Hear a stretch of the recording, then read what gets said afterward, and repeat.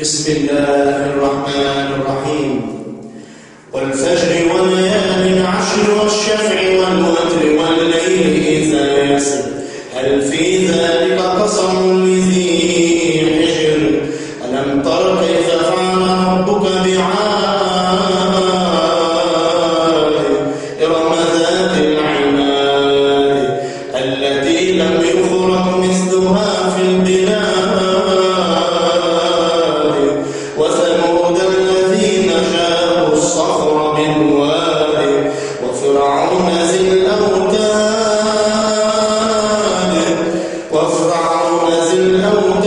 الذين طغوا في البلاد فأكثروا فيها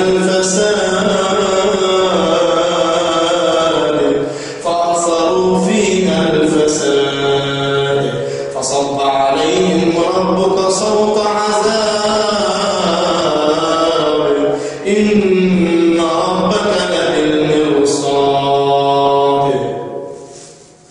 فأما الإنسان إذا ما ابتلاه ربه فأكرمه ونعمه فيقول ربي أكرمن وأما إذا ما ابتلاه فقدر عليه رزقه فيقول ربي أهانن كلا بل لا تكرمون اليتيم ولا تحاضون على طعام المسكين وتأكلون التراث أكلا لما وتحبون المال حبا جما كلا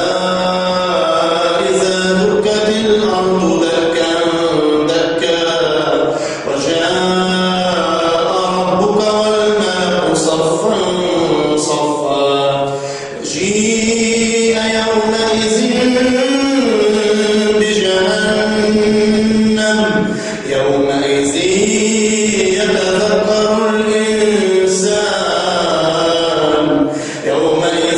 يتذكر الإنسان وأنى له الذكرى يقول يا ليتني قدمت لحياتي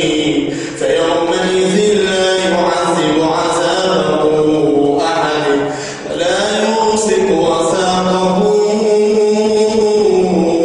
أحد يا أيتها النفس المطمئنة ارجعي إلى ربك راضية مرضية فادخلي في عبادي وادخلي